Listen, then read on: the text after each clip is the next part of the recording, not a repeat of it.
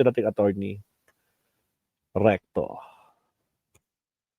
Wala nang countdown. Ako, tingnan natin ano bang kanito. Ano bang hot topic ni attorney dito, mga absat. Puro si Bato rin. Di tatagal magtatago sa Senado si Bato. 8 minutes ago. Bakit mukhang tahimik ni Padilla? Di ba niya sasamahan si Bato kapag inaresto ito 3 hours ago? Ay, grabe naman to. Magkakagulo sa list ni Punto. Ito na. O, sige, 15 minutes. Okay lang to. Tapos bibili natin. Spray anytime. Ito na yung listahan ng mga may planong mag-destabilize. Tignan natin. BPI helps you do more dahil alam mo may mag-aalaga sa'yo. Here we go. Attorney, pasok. Siguro mga 12 minutes to kasi nag 1.25 ang speed natin. Okay, here we go. Welcome po sa isa na namang episode ng ating Kape at Kwentuhan. O ito, nagkakagulo na yung iba't ibang mga sangkot dito sa sa lista na inilabas ni Montulfo ng di umano'y listahan ng mga sangkot sa destabilisasyon uko. Nung isang araw kasi, si Montulfo ay naglabas ng lista, mga kabunyog. Naglabas siya ng lista ng di umano'y mga sangkot sa destabilisasyon. Yan Ramon Tulfo, naglabas ng umano'y insider list sa di umano'y destabilisasyon. Yang nakikita nating listahan na yan dyan, yan yung sinasabi niyang di umano'y mga binabantayan, minamanmana ng gobyerno. Ang mga nandyan sa lista, linagay niya si Romeo Pukis. Si Romeo Pukis, retired general yan ng Air Force. Si Orlando De Leon, ganun din, retired general din yan. Si Benjamin Magalong, mayor ng Baguio City, pero for confirmation pa. Johnny Macanas, si Gerald Bantag, si Bantag, si Cornel Leonardo, si Cornel Mitran, Captain Dado Enriquez, Ferdinand Topacio, Vic Rodriguez, Mike Defensor, Chavit Singson, Rodante Marcoleta, si alias Mark, tapos possible financiers, VP Sara Duterte, Congressman Pulong Duterte, Chavit Singson. Yan yung nilabas na listahan ni Montulfo. Ngayon, nagkakagulo yan kasi galit si Pulong sa kanya. Sabi ni Pulong Duterte,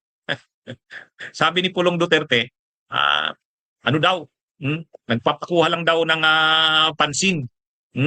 Kulang lang daw sa pansin itong si Montulfo kasi laos na daw na journalist, naglalabas ng ganyang lista. Sabi ni siyempre dinideny ni Pulong, hindi totoo daw yan. Gayon din si Magalong, nag-release din ng statement niya, hindi daw totoo yan. Yung iba, wala pang statement. Pero si Pulong galit, at saka si Magalong talagang sinabi niya hindi totoo yung lista na yan. Ngayon, ang Malacanang, mga kabunyog, mga kababayan, sa pamamagitan ni Yussi Claire Castro, ay naglabas na rin ng reaksyon. Ang reaksyon ni Yussi Claire Castro, sabi niya, hindi itututulugan ng ating Pangulo.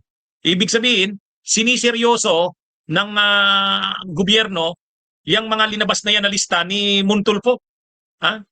Ayon dito, kay Yussi Claire Castro, nasa intelligence community na ng Armed Forces of the Philippines AFP ang ulat ukol sa umano'y destabilisasyon plot laban sa administrasyon ni President Bongbong Marcos na inilabas ng kolumnista na si Ramon Tulfo ayon kay Palace Press Officer Yussi Claire Castro. So, iimbestigahan na daw ng intelligence community.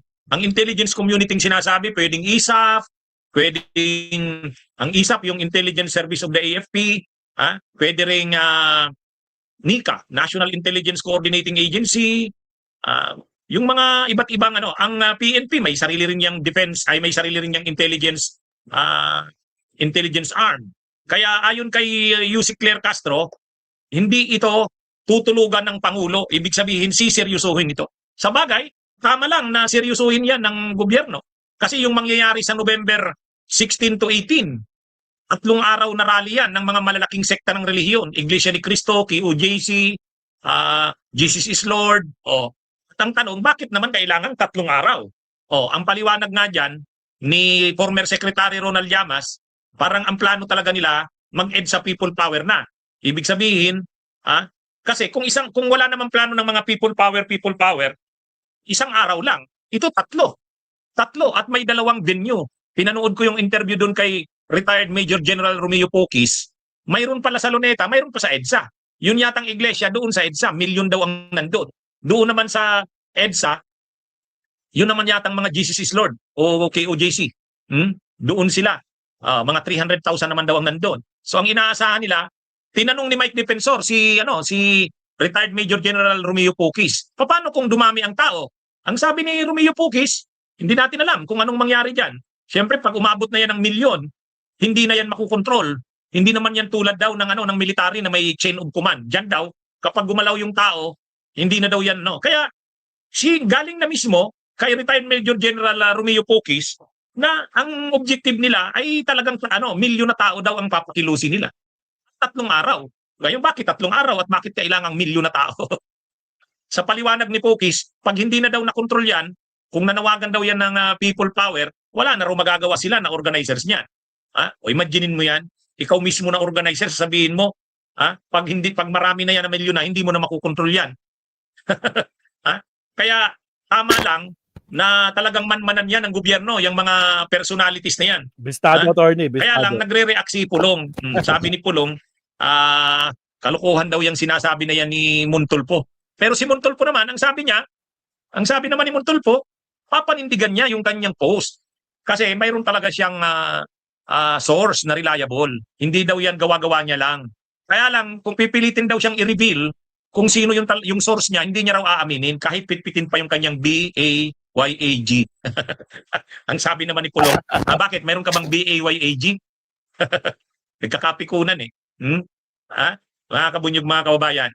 Ayan yung pero ang sabi ni Yussi Claire Castro nga, official statement yan ng Malacanang, hindi nila papalampasin itong na to. Hindi ito isang bagay na tutulugan ng Pangulo. So ibig sabihin, seryoso.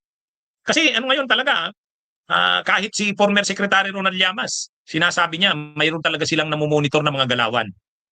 At kung titingnan natin, bakit nagsasabay-sabay? Bakit nagsasabay-sabay? Mayroong planong kudita sa Senado. Dapat sana kahapon, papalitan na sana si Soto. Kaya lang hindi lang natuloy dahil sa Super Typhoon Uwan. Mayroon ding rally sa 16 to 18, 3 araw pa. At milyon daw ang papakilusin na tao, 3 sekta ng relihiyon. At mayroon pang panawagan ang mga retired military generals at officers na sasama sila. Ayon mismo kay retired Major General Poquis, Romeo Poquis, pagka maraming tao umabot na ng milyon, hindi na raw nila yan alam kung anong kahihinatnan niyan.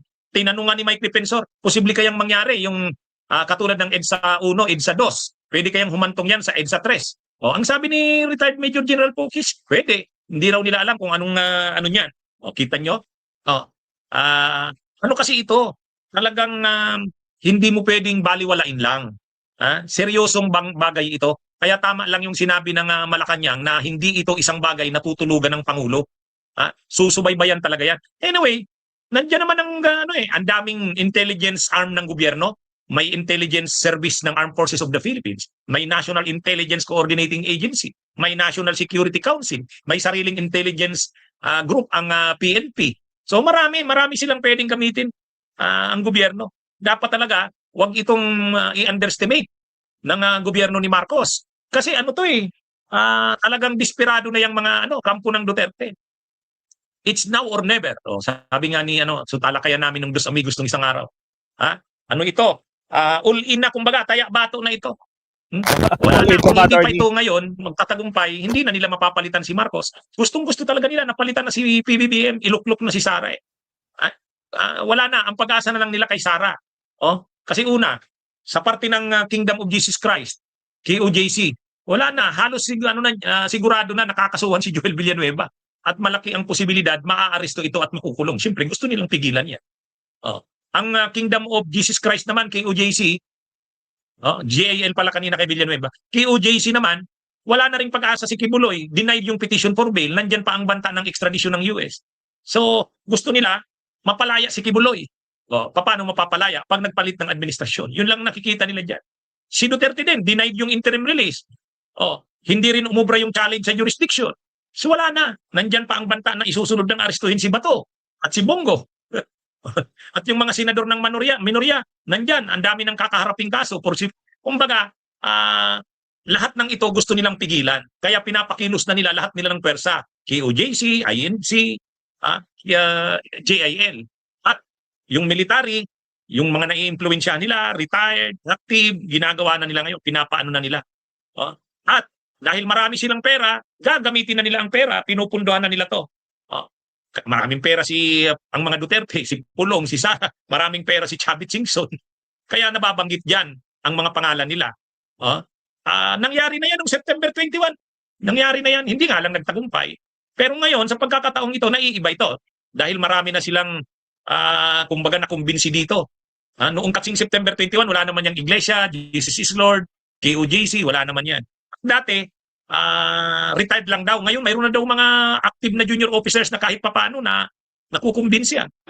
Ayon kay former Secretary Ronald Llamas. Kaya, dapat talaga seryosong i-monitor ng gobyerno itong mga personalities na ito na binanggit ni Montulfo. Kaya ano yon, yung paglabas ni Montulfo ng listahan na yon, nagsiserve siya sa purpose ng gobyerno na maalarma ang tao. At saka yung mga pinangalanan niya kahit papaano magdalawang isip kung ano man pinaplano nila. Kasi binabantayan sila, minamanmanan sila. Inamin mismo ni Yussi Claire Castro na i-forward na sa intelligence community ng AFP yung mga pangalan na yon. So ibig sabihin minamanmanan na yon. Actually talaga, hindi naman ang problema ng administrasyon, hindi naman yung mga leftist, hindi naman yung totoo o lehitimong mga nagsusulong ng advocacy laban sa korupsyon. Kasi yung mga leftist, yung nagrally sa Luneta noong September 21, mapayapa, tahimik naman yun. Yung mga simbahan, eskwelahan na nagrally sa civil society na nagrally sa EDSA People Power Movement, tahimik din yun, mapayapa din yun. Ang naging magulo lang talaga, yung mga pinangunahan ng kampo ng mga Duterte, talagang ginagatungan nila na magkaroon ng kaguluhan. At nandito na naman yung mga grupo na yan. Mas planado ngayon, mas malawak ang mga pinaplano nila. So talagang kailangang bantayan ng gobyerno ang bawat galaw nila. Kaya tama yung sinasabi ni Yussi Claire Castro, hindi ito isang bagay na tutulugan ng gobyerno. Okay, so mga kabunyog mga kababayan, magandang araw sa inyong lahat. Mabuhay po tayo. Ayun na, taranta na sila mga kabsat. Paano ba naman? Naglabas itong si Ramon Tulfo mga kakabsat ng listahan na mga may planong mag-destabilize. Anak ng kamote naman. Oo. Kaya ayun. Pero ang nakakapagtaka mabsat, no? Meron na hanggang ngayon, no? 4 na araw na, wala pa rin si Bato.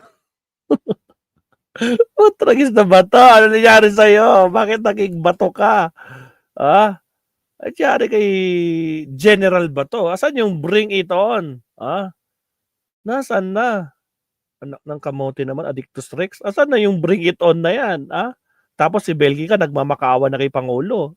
Bakit? Inaasa nyo na kay Pangulo yung last say na hindi siya papayag na kunin si Bato tulad ng ginawa kay Digo. O ngayon nagmamakaawa kayo kay Pangulong Bongbong Marcos.